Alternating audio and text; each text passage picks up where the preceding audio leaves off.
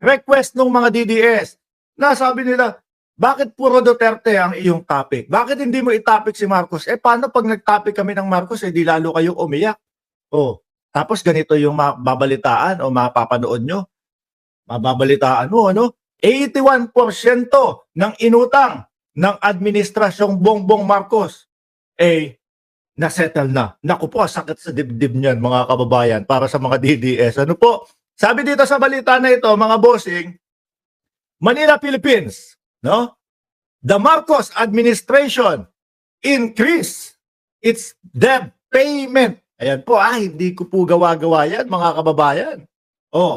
The Marcos administration increased its debt, ibig sabihin utang, payment to 1.6 trillion as of end of September, settling more than 80% of its program obligation for the year. Ayan, 80%. Konti na lang, mapupunuan na, Data, data from the Bureau of Treasury showed that the government raised its debt payment, yung pinabayaran po, by 17%, to 1.64 trillion in the 9-month period from 1.4 trillion in the same period last year. Makati sa ulo ng DDS to. Kasi huwag kayong magre-request ng kung ano gusto niyo i-topic natin.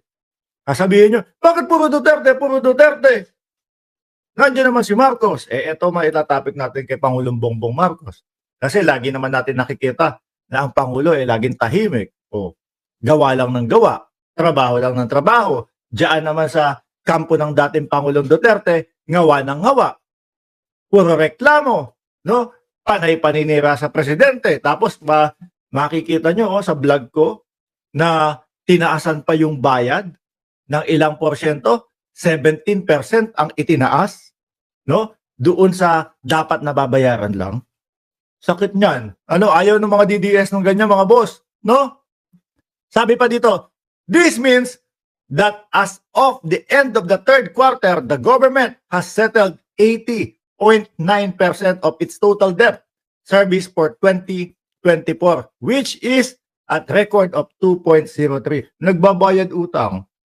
Pag umutang, siyempre magbabayad utang. Hindi iiwanan doon sa mga susunod na administrasyon. Ay nako, mga kababayan, baka mamaya matatapos ang termino ng ating Pangulong Bongbong Marcos ng zero ang utang. Wala man lang idinagdag doon sa mga utang ng mga nakaraang administrasyon. Si dating Pangulong Duterte nagbabayad naman daw. Sabi sa akin, ni-research namin Oy Mark, nagbabayad naman ang dating Pangulong Duterte nung kanyang interest. Yung pinaka maliit na interest nung kanyang inutang, binabayaran naman po. Hindi kagaya ng ating Pangulo ngayon, mga bossing, yung kabuuang utang, kasama yung interest, bayad. Ang ending po nito, mga kababayan, pag nagtuloy-tuloy po ang ating Pangulo ng ganito, matatapos ang kanyang termino ng zero ang utang. Saan po ginamit yan? Siyempre po sa mga proyekto, mga kababayan. Tuloy pa natin. This is divided into 23 mix in favor of a domestic creditor. During the period of 65% of the debt service was for amortization of the settlement of the principal amount of 1.06 trillion. Kaya naman napasigaw tuloy si Jonathan Manila dyan. Extend pa si PBBM. Dapat nga ganyan Sa Amerika, buti pwede Sabi ni Remedios Abaro, Mark, ano kaya ang pakay ng attorney na yan? Ayaw mag-take ng oath. Mamaya pag-usapan natin. Kasi ayaw talaga Ewan ko, mana kay Vice Presidente. On the other hand, interest payment grew by 27% up to 583.29 billion or 460.12 billion in the 9 months of the period of last year. Siguro po, mga kababayan, iniisip ng Pangulo, sige, tapusin na natin lahat yan.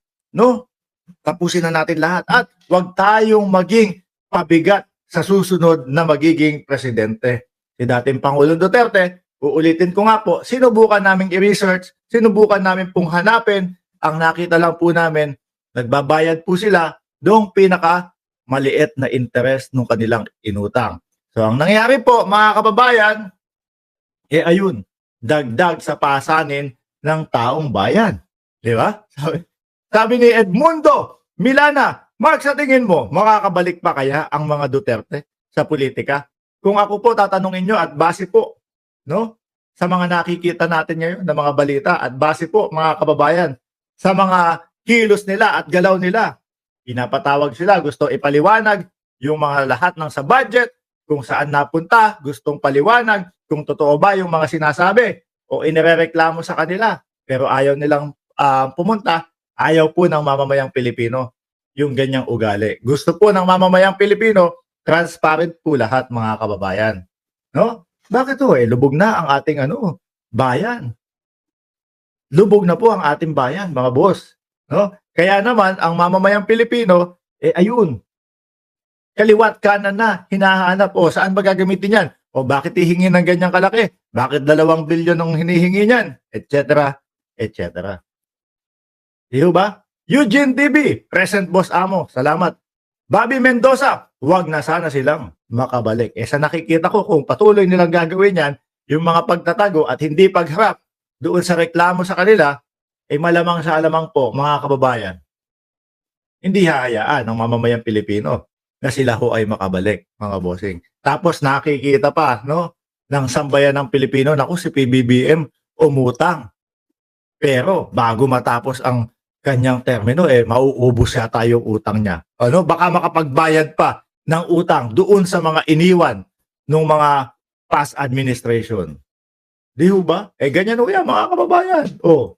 Ang isisigaw ng taong bayan, naku, pwede ba i-extend si Pangulong Bongbong Marcos o kung sino man na itaas ang kamay, kung sino man ang susunod na susuportahan ng ating Pangulo, yun ang iboboto, mga kababayan. Sa kilos po ng mga Duterte, malamang sa alamang po, hindi po ang kamay nila ang itataas ng ating Pangulo, mga bossing.